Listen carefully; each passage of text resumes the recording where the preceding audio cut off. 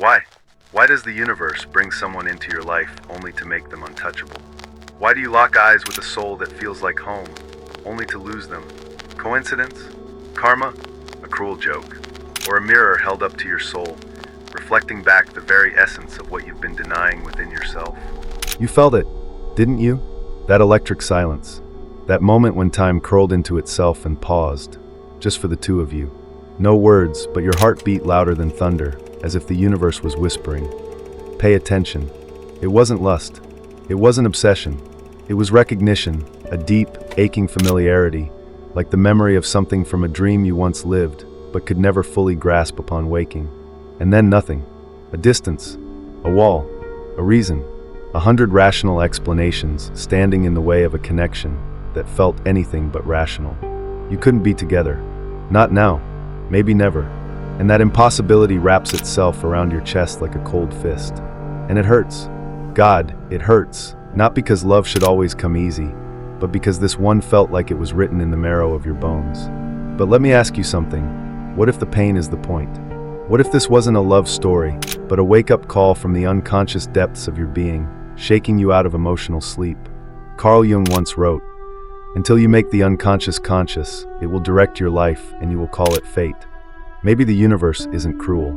Maybe it's wise in a way that transcends comfort. Maybe it sends you the right soul at the wrong time, not to fulfill your desires, but to uncover your blind spots and challenge your illusions about love. You meet her, or him, and for the first time in a long time, you feel seen, not just admired, not just desired, but truly seen, as though someone looked directly at the parts of you you've tried so hard to hide and said, "I know you." But that vision, it burns. It scorches the walls you've built and leaves you trembling. Why? Because it shows you what you've been missing in yourself. Because they reflect back every part of you, your strength, your wounds, your shadow, in a way no one else ever dared to. This person, they don't complete you. They expose you, the raw, unfiltered version of who you are and who you could be, if only you stopped running from your own reflection. You don't crave them. You crave the version of yourself you glimpse in their eyes. The version you haven't become. Yet. And that longing, that ache in your chest that doesn't go away, it's not just about them. It's about what they awakened inside you, the dormant pieces of your soul that are screaming to be lived. And so you suffer, not because they left, but because something awoke, something ancient, something buried under years of habit, fear, and silence.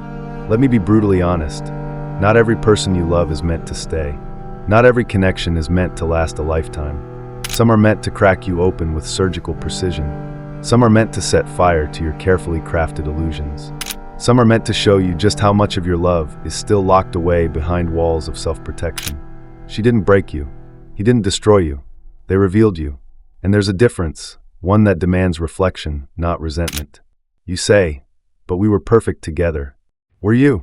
Or were you perfect at projecting a fantasy onto someone who couldn't carry the weight of your dreams? You say, "We had a connection like no other." Maybe. But connection isn't commitment. Energy isn't endurance. And soul recognition doesn't always mean soul partnership. That's one of the hardest truths you'll ever face. The universe doesn't owe you a happy ending wrapped in comfort and certainty. It offers you growth. It offers you truth. And truth often arrives in the form of someone you can't keep, someone who leaves just after turning on the light. So what do you do with that? Do you curse the timing? Do you replay every word, every glance, every maybe? Or do you look deeper, into yourself, into your patterns, into your unconscious longing to be seen, loved, and understood without conditions? Because here's the real question. What if they were never yours to lose? What if they came just to wake you up, just to whisper into your soul the things you were never brave enough to admit? Let's not romanticize this. It's not a fairy tale. It's a fracture, a spark, a divine disruption meant to destabilize your current self and invite the real you to emerge. You meet someone who stirs your soul, shakes your foundation, and leaves. And now you have two choices: fall back asleep, or begin the work of healing, the work of understanding, the work of becoming the person you thought you needed them to be, not for their sake, but for your own liberation. Because maybe that's the real reason they appeared, to show you who you're not, who you could be, and how far you have left to go before you can love without need, without fear, without losing yourself in someone else's eyes. This is not the end. This is the beginning, and it all started when you met her. Or him. Not for forever, but for a reason. You told yourself it was fate, didn't you? That the way you found each other, against all odds, meant something profound. Two souls, drawn like gravity, drawn like prophecy, drawn like something written in the stars long before you took your first breath. It felt like the universe conspired, like time, logic, and probability bent just to bring you into the same space, the same moment, the same breath.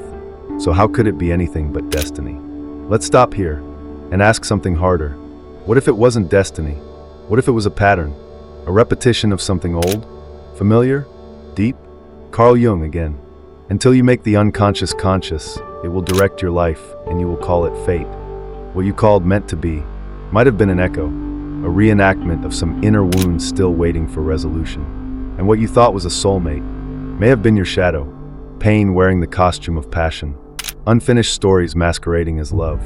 Let that sink in, because sometimes we fall not for the person in front of us, but for the familiar ache they carry, the same flavor of silence you grew up with, the same emotional distance you learned to chase. You fall for a feeling, not a future, and yet it feels divine, like poetry, like music, like coming home. But what if it feels like home only because chaos was your first address? What if the bond is so magnetic not because it's right, but because it's recognizable? Here's a brutal truth. Sometimes the universe doesn't send you the one. It sends you a mirror, to confront the one inside you that you keep abandoning. You say, "But I felt so alive." Of course you did. Pain and intensity are often confused for aliveness, especially when you've been emotionally numb for years. You say, "But no one understood me like they did." Maybe. Or maybe they understood the mask you've worn for so long and validated it. They didn't awaken your soul. They stirred your survival. You see, we don't attract what we want. We attract what we are, what we tolerate, what we believe we deserve. And until you clean the lens of your inner world, you will keep mistaking chemistry for compatibility, trauma bonding for intimacy, chaos for connection. So maybe they weren't your destiny. Maybe they were your lesson, to teach you boundaries, to teach you self-worth, to teach you how to walk away when your heart wants to stay. Because you can't heal in the arms of the one who cut you, no matter how gentle their voice. You can't grow inside a cage just because it looks like a church. You must learn to tell the difference between fate and familiarity. You must ask, do I feel seen or simply triggered? Do I feel loved or needed? Am I being chosen or chased? Because one leads to healing, the other to repetition. And here's where things get uncomfortable. The universe is not sentimental. It is surgical. It removes what no longer serves you. Even when you scream to keep it, it introduces pain not to punish you, but to provoke your awakening. So that soul who entered your life like a storm, maybe they weren't your happily ever after.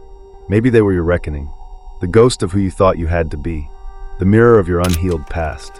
And once you begin to see that, you also begin to forgive. Not just them, but yourself.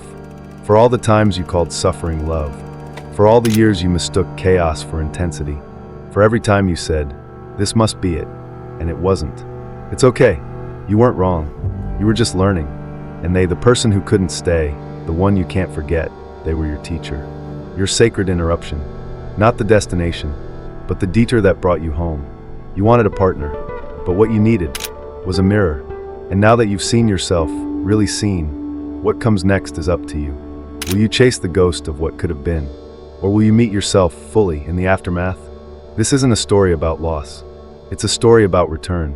To your truth, to your worth, to the quiet strength that says, "I don't need them to come back for me to move forward." Ask yourself this: what part of you needed the impossible? What part of your soul was so thirsty that it called in a drought disguised as a lover? This isn't about blame. It's about awareness. Because nothing and no one enters your orbit by accident. We summon energy into our lives that reflects what we believe we deserve, what we unconsciously crave, and what we have not yet healed. The impossible, the unavailable, the distant, the forbidden, they arrive as symbols. They embody the unmet needs from our earliest memories. They recreate dynamics we swore we'd outgrow. And yet, here you are, once again, loving someone you cannot have. So let's go deeper. Why do we attract people who are emotionally, physically, or circumstantially unavailable? Why do we fall for those we cannot reach? Why does the soul burn for someone who cannot stay? The answer isn't romantic. It's psychological. Because in every impossible love story is an invisible blueprint, a script written long ago, somewhere in your childhood, your culture, or your unspoken wounds. Maybe you grew up earning love, not receiving it freely. Maybe you were taught to chase, to perform, to prove. Maybe you equated attention with affection, even when it hurt. So now you love what feels familiar, not what feels safe. You mistake longing for love. You mistake pain for passion. You mistake absence for importance. We don't attract the impossible because we're broken. We attract the impossible because we are still trying to heal through repetition. Carl Jung wrote, "People will do anything, no matter how absurd, to avoid facing their own soul." Falling for someone you can't have is often the distraction. It's the escape hatch, because as long as you're consumed by the chase, you never have to confront the question, what would it mean to choose someone who truly sees me? Or more terrifying, what would it mean to see myself? You see, impossibility gives us a story. It gives us intensity. It gives us meaning. But what it doesn't give us is peace. That's the paradox. The impossible feels big, epic, cinematic. It consumes your thoughts. It becomes a song in your bloodstream. But real love, the kind that stays, it often begins quietly, without fireworks, without chaos. And that, for many of us, feels wrong, boring, lifeless. Because when you've grown used to emotional extremes, peace feels like absence. Stability feels like silence. So we go back to what hurts, not because we enjoy pain, but because we mistake it for depth. Let's be honest. The impossible person, they activated something deep, something sacred. But was it really love? Or was it the reenactment of your earliest abandonment? Did they stir your soul? Or did they awaken your unresolved grief? These aren't easy questions, but they are necessary, because only when you see the pattern can you begin to change the dance. You attracted the impossible, not because you're cursed, but because a part of you believed that love must be earned through struggle. That love equals effort. That desire lives only in pursuit. You believe that the more it hurts, the more it must mean. But what if that belief is the very thing blocking what you truly deserve? Here's a truth you may not want to hear. You didn't fail because it didn't last. It failed because it was never meant to be sustained. The impossible isn't meant to stay. It's meant to teach, to reveal what you still think love should feel like, to expose the gaps in your self-worth, to shine light on the places you still abandon yourself in order to be chosen. Because every time you chase someone unavailable, you become unavailable to yourself. And no matter how magnetic the connection felt, it cannot compensate for the emptiness you feel when you ignore your own needs, silence your own voice, and shrink your truth to keep someone from leaving. This isn't just about them. This is about you.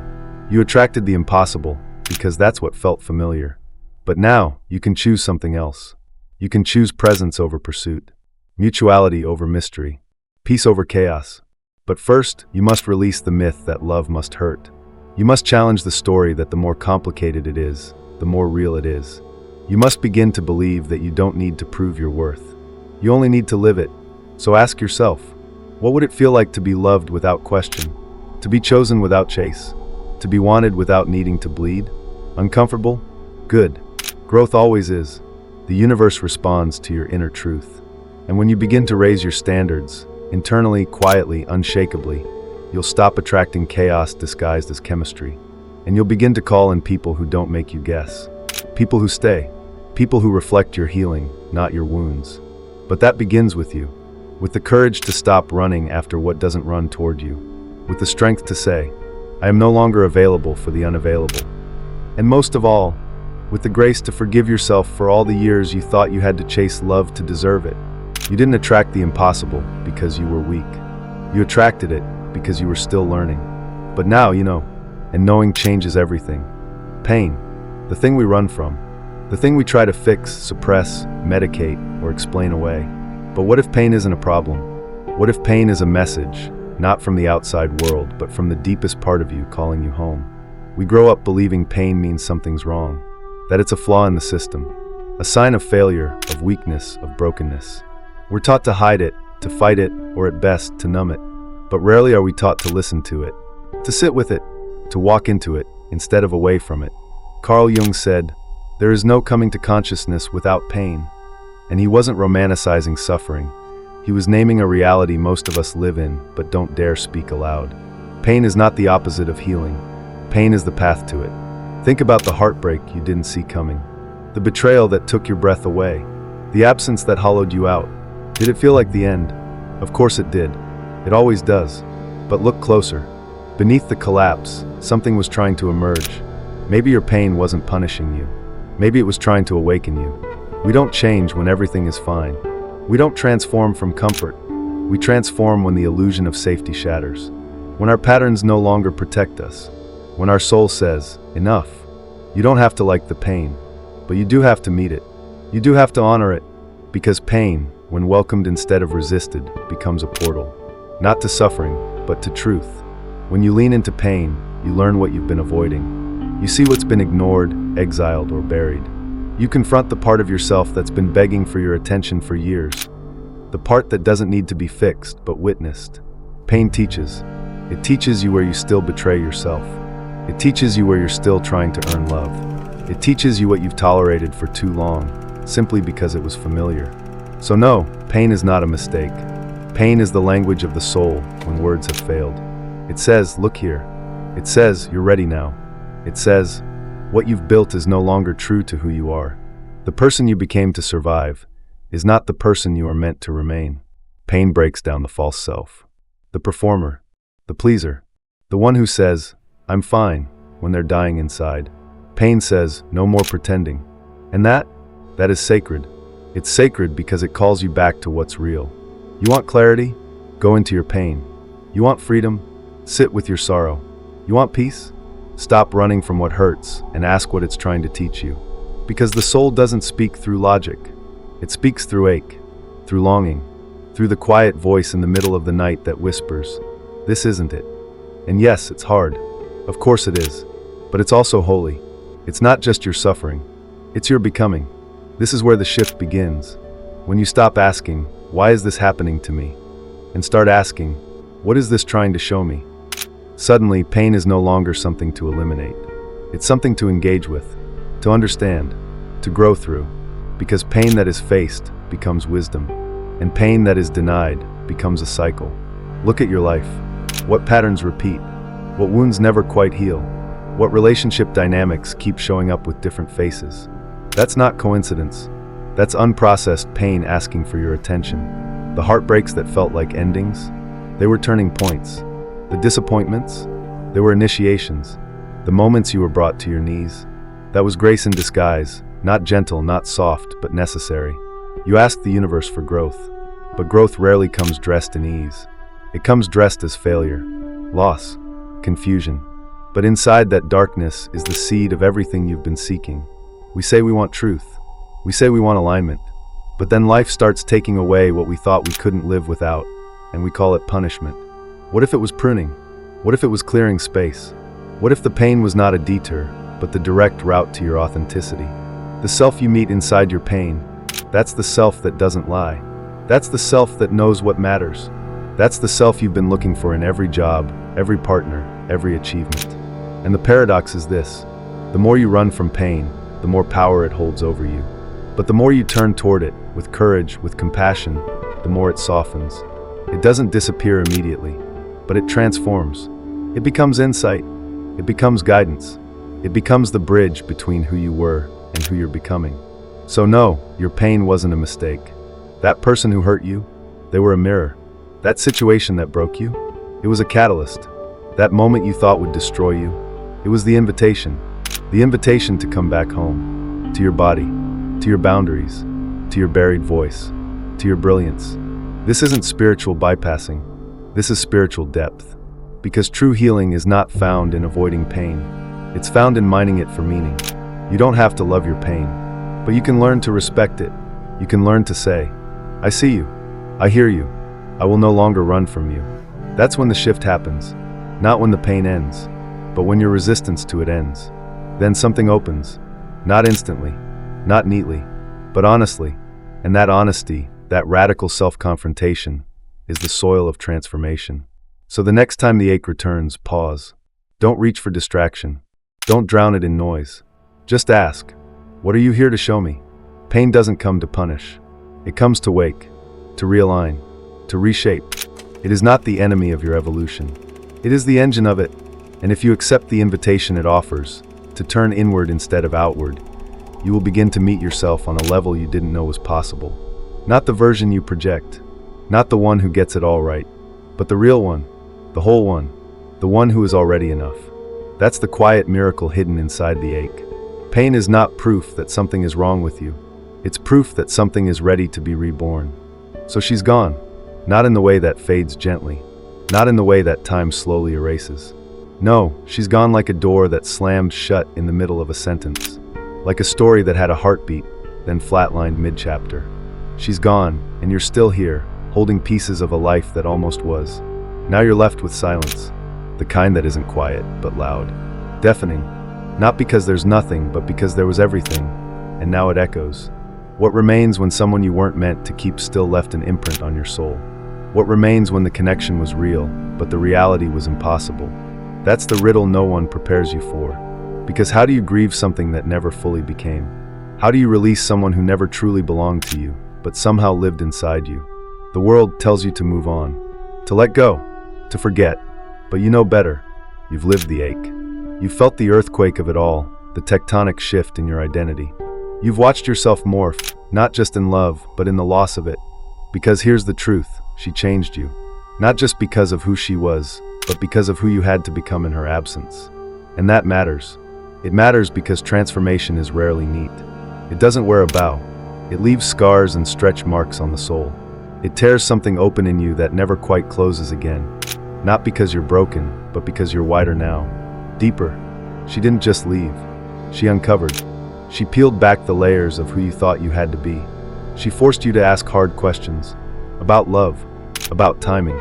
About whether something can be sacred even if it's not sustainable. And it can. It was. Because not all great loves are meant to stay. Some are meant to ignite.